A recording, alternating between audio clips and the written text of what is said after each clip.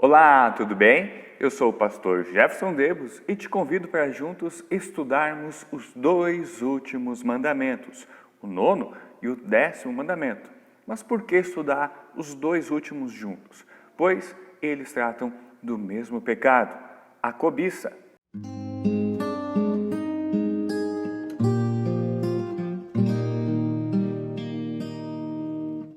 O 9º e o 10º mandamento nós encontramos no mesmo versículo, versículo 17 do capítulo 20 de Êxodo.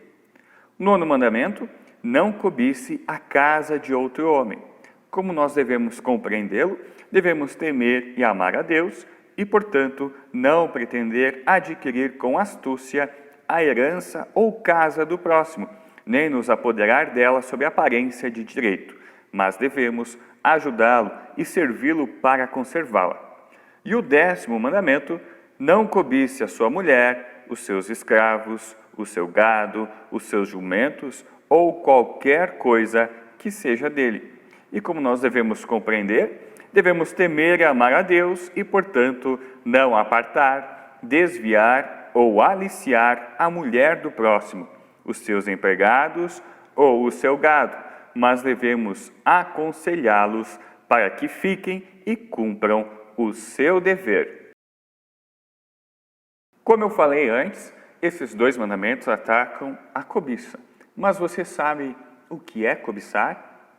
Cobiçar é querer ou desejar desonestamente o que pertence a outra pessoa, o que Deus deu a outra pessoa. O que eu quero dizer é que não é errado nós olharmos para alguém e vermos como a vida daquela pessoa é legal. Então, nós desejarmos ser daquele jeito, né? Então, ter uma vida de sucesso daquele jeito, ter uma família bonita daquele jeito, uma casa, um carro, um emprego daquele jeito, né? Nós olharmos para aquela pessoa e ter ela como um exemplo, para assim que nós também, então, estudemos e trabalhemos e também tenhamos coisas assim, desse mesmo jeito. Isso não é errado. O errado é a gente olhar para a vida da outra pessoa e querer ter aquela vida. Não querer ter um carro como aquele, mas querer ter aquele carro. Não é querer ter um emprego como aquele, mas querer ter aquele exato emprego. Ter aquela exata esposa, aquela família, aquela casa. É você querer roubar a vida que pertence a outra pessoa, a vida que foi concedida a outra pessoa. Isso é cobiçar. Por isso que Paulo nos diz na carta aos Colossenses, capítulo 3, versículo 5. Portanto, matem os desejos deste mundo que agem em vocês, isto é, a imoralidade sexual, a indecência, as paixões más, os maus desejos e a cobiça, porque a cobiça é um tipo de idolatria. Paulo aqui então nos mostra que a cobiça é uma idolatria, ou seja, a gente coloca as outras coisas no lugar de Deus. E essas outras coisas então fazem com que nos afastemos de Deus e do seu propósito para nós. Isso a gente vê lá no começo da Bíblia, na queda em pecado do ser humano, em Gênesis capítulo 3, versículos 4 até 6. Mas a cobra afirmou: vocês não morrerão coisa nenhuma. Deus disse isso porque sabe que quando vocês comerem a fruta dessa árvore, os seus olhos se abrirão e vocês serão como Deus, conhecendo o bem e o mal. A mulher viu que a árvore era bonita e que as suas frutas eram boas de se comer. E ela pensou como seria bom ter entendimento.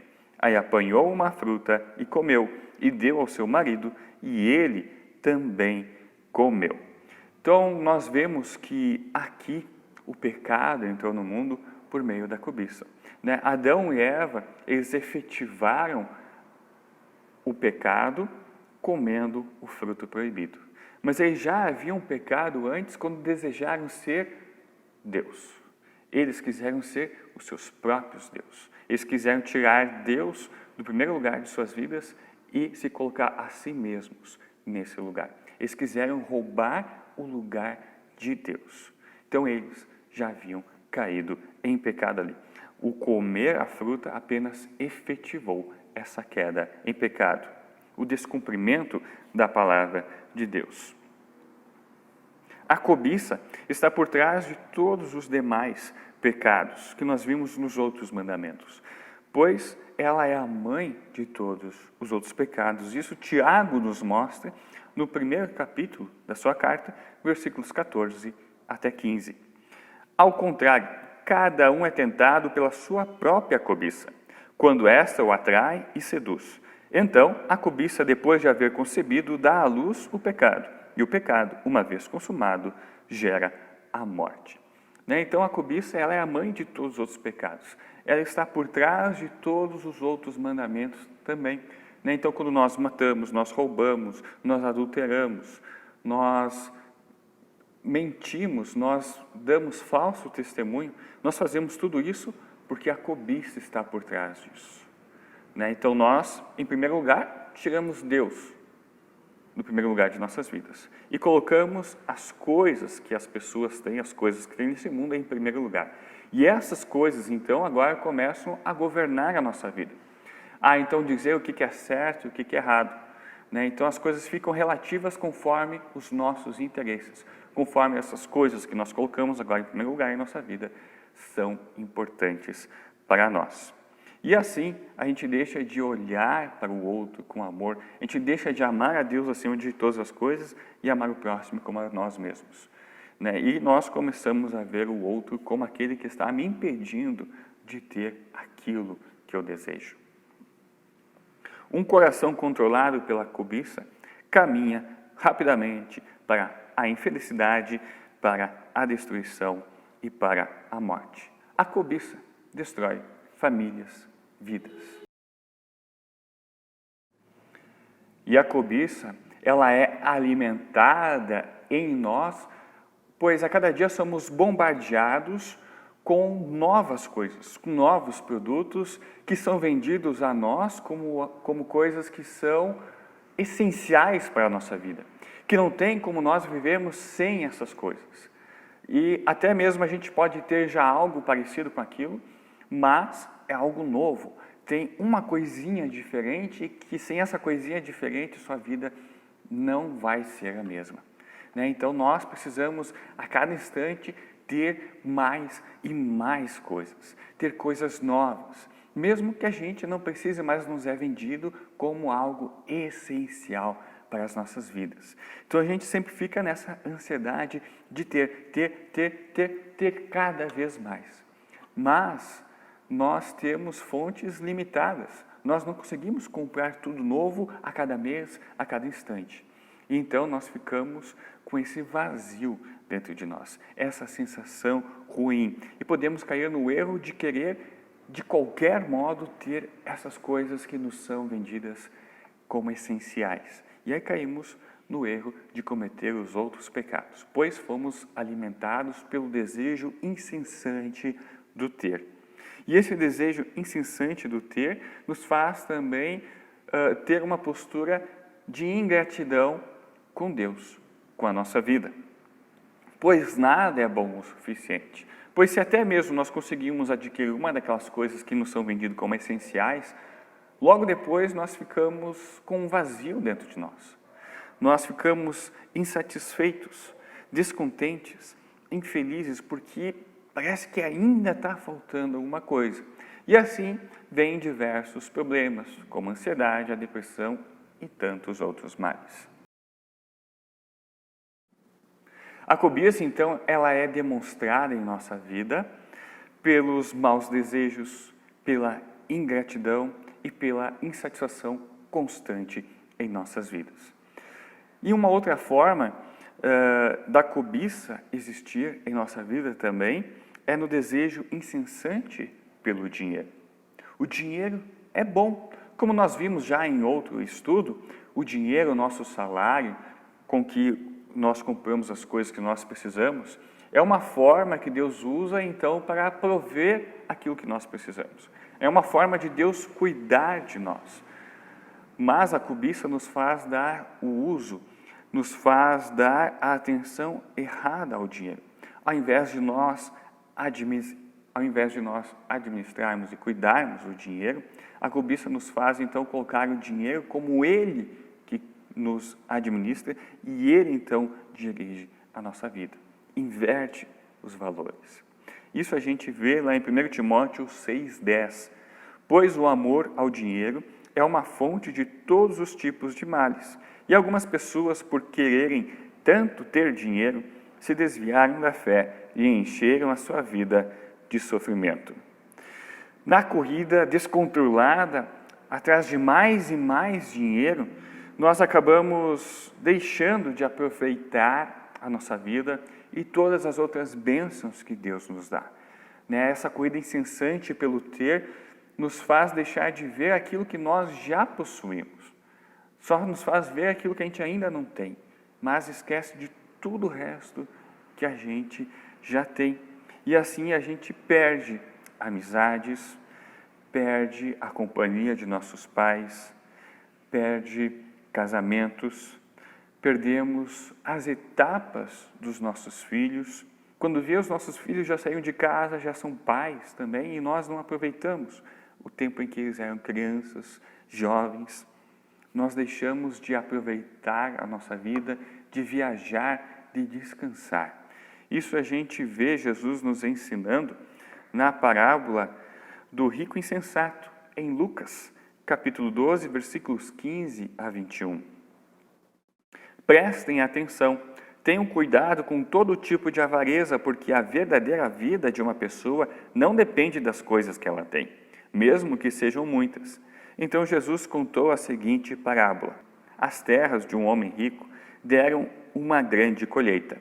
Então ele começou a pensar: eu não tenho um lugar para guardar toda esta colheita. O que é que vou fazer? Já sei, disse para si mesmo. Vou derrubar os meus depósitos de cereais e construir outros maiores ainda. Neles guardarei todas as minhas colheitas, junto com tudo o que tenho. Então direi a mim mesmo: homem feliz, você tem tudo de bom que precisa para muitos anos. Agora descanse, coma, beba e alegre-se. Mas Deus lhe disse: seu tolo, esta noite você vai morrer. Aí quem ficará com tudo o que você guardou? Jesus concluiu: isto é o que acontece com aqueles que juntam riquezas para si mesmos, mas para Deus não são ricos. Não é errado querermos melhorar de vida, crescer na vida por meio dos nossos estudos e por meio do nosso trabalho. Mas é errado não ser agradecido e contente por tudo aquilo que Deus já nos concede. É errado nada ser bom o bastante para nós. Os nossos filhos, o nosso cônjuge, as outras pessoas precisam daquilo que o nosso dinheiro, que o nosso trabalho nos dá. Mas eles também precisam da nossa companhia. Eles precisam do nosso amor, do nosso carinho, do nosso tempo. Dinheiro não compra isso. Dinheiro não compra tempo. Dinheiro não compra amor. Isso nós só temos estando junto com as pessoas. Por isso que Deus então definiu 6 dias para trabalhar e 1 para descansar. E nesses dias que nós trabalhamos durante um tempo, não as 24 horas. Nós precisamos estar junto com as outras pessoas. O trabalho é importante, o dinheiro é importante, mas não é tudo em nossa vida. Jesus nos mostra que não devemos viver para as coisas, mas viver para Deus. As coisas não são a razão de nossa vida, mas sim Deus é a razão de nossa vida. Quando vivemos para as coisas, quando vivemos para o dinheiro, quando a razão da nossa vida é o ter, nós caímos na idolatria e assim todo tipo de mal vem até nós. E como combater a cobiça? Bom, a cobiça, ela é um desejo, são maus desejos. Então, para combater um mau desejo, nós devemos cuidar do nosso coração e da nossa mente, porque é de lá que vêm os maus desejos, como nos mostra Mateus 15:19, porque é do coração que vêm os maus pensamentos, os crimes de morte, os adultérios, as imoralidades sexuais, os roubos, as mentiras e as calúnias. Como já dito antes nos outros estudos, nós devemos cuidar daquilo que nós colocamos para dentro de nós. Ou seja, aquilo que nós assistimos, ouvimos, lemos, cantamos, jogamos, falamos. Que coisas são essas? São coisas que edificam, que me ajudam a amar a Deus acima de todas as coisas e o próximo como a mim mesmo, ou que me fazem me afastar de Deus e me afastar do próximo. Não querer o bem do próximo, mas querer destruir o próximo, querer utilizar o próximo apenas para o meu proveito e quando ele não me é útil mais, destruir, jogar ele para longe de mim, me afastar dele. Nós devemos trazer para dentro de nós, nós devemos então buscar aquelas coisas que nos edificam, que nos fazem amar a Deus e amar o próximo, a conviver junto do próximo, a crescermos todos juntos em amor e fé. Todas aquelas coisas que nos fazem ter um coração agradecido, feliz, contente. Um coração agradecido é que nos ajuda a ser feliz e a combater a cobiça. Isso nós vemos em diversos textos bíblicos, como, por exemplo, em 1 Tessalonicenses 5:18. Deem graças em todas as circunstâncias, pois esta é a vontade de Deus para vocês em Cristo Jesus. Antes de nós olharmos para aquilo que nós não temos, nós devemos olhar para aquilo que nós já temos, já possuímos, já fomos agraciados por Deus. Isso nós vemos no Salmo 103, versículo 2. Bendiga o Senhor a minha alma, não esqueça nenhuma de suas bênçãos. Às vezes nós somos tentados a deixar de ver como bênção aquelas coisas que nós temos todos os dias em nossa vida. A casa, a comida, o sol, a chuva, poder começar um novo dia, ter um novo dia em nossas vidas. Nós deixamos de ver essas coisas como bênçãos de Deus. Então, nós devemos agradecer por tudo. Ver que todas as coisas são essenciais para a nossa vida e, por isso, agradecer a Deus. Ter um coração agradecido. E assim nós seremos sempre felizes, tendo aquelas coisas que nos são oferecidas ou não, pois nós vemos que nós já somos cuidados, abençoados por Deus e que Ele, que é o Senhor de todas as coisas, sempre nos dá algo, sempre nos dá pessoas, nos dá a existência, nos dá uma nova vida, nos dá a Sua palavra, coloca coisas em nossa vida, aquilo que nós realmente precisamos, tudo isso Deus nos concede. E o principal, todas as outras coisas que são essenciais para a nossa vida, Ele nos dá no céu. Lá é que estão as nossas maiores riquezas, que tempo, nem traça, nem nenhuma outra coisa, nem ferrugem poderão destruir e tirá-las de nós. Portanto, amados irmãos, este último mandamento nos faz relembrar principalmente do primeiro mandamento. Lembrar quem é Deus. Ele é o Senhor e Criador de todas as coisas. Todas as coisas pertencem a Deus. E esse Deus, em seu amor, em sua sabedoria, Ele concede as coisas a cada um conforme cada um realmente precisa. Então, se nós não temos uma coisa que nós tanto queremos neste momento, é porque Deus, em sua imensa sabedoria, sabe que essa coisa não é tão importante para nós agora, que essa coisa não é essencial para nós agora. Ele tem outro propósito para nós. Nós precisamos de outras coisas, aquelas coisas que Ele já nos deu. Então, nós devemos ver Deus como um pai, como uma mãe sensata, que não dá para os seus filhos tudo aquilo que eles querem, mas aquilo que eles realmente precisam. Então, os filhos podem querer ter refrigerante todos os dias, mas eles não precisam, até mesmo porque não faz bem, mas eles precisam simplesmente da água. Eles podem querer ter hambúrguer, X, um McLanche feliz todos os dias, mas eles precisam de arroz, de feijão e de salada. É isso que eles precisam. E é assim que Deus também age conosco. Ele dá aquilo que nós realmente precisamos. Então, antes da gente ficar olhando para aquilo que a gente não tem, vejamos que então Deus sabe o que é melhor para nós. E sejamos alegres, felizes e gratos por tudo aquilo que Ele já nos deu. Mas Ele também não nos impede de pedirmos, de orarmos a Ele, pedindo essas outras coisas. Então, levemos a Ele os nossos desejos, as nossas vontades, mas para que tudo se cumpra conforme a sua vontade, conforme a vontade de Deus. Que então nos dê tudo no tempo certo, no momento certo, na quantidade certa. Mas, enquanto esse tempo não chega, então que nós vivamos alegres, felizes, com tudo aquilo que Deus já nos concedeu, pois isto é o essencial para a nossa vida. Isso é o que nós realmente precisamos. Oremos. Senhor Deus, muito obrigado por todas as bênçãos que o Senhor nos concede abundantemente e diariamente. Perdão pelas vezes em que nos deixamos ser tomados pela cobiça, que nos afastamos de Ti e do próximo, que nos levou a cometer os mais diversos pecados. Por isso, dá-nos sempre a Tua palavra e o Teu Santo Espírito, para que estes governem o nosso ser e nos façam enxergar o Teu amor e cuidado por nós. E assim tenhamos uma vida de gratidão a Ti, uma vida feliz e completa em toda e qualquer situação. Em nome de Jesus. Amém. Encerramos esse nosso estudo com um hino.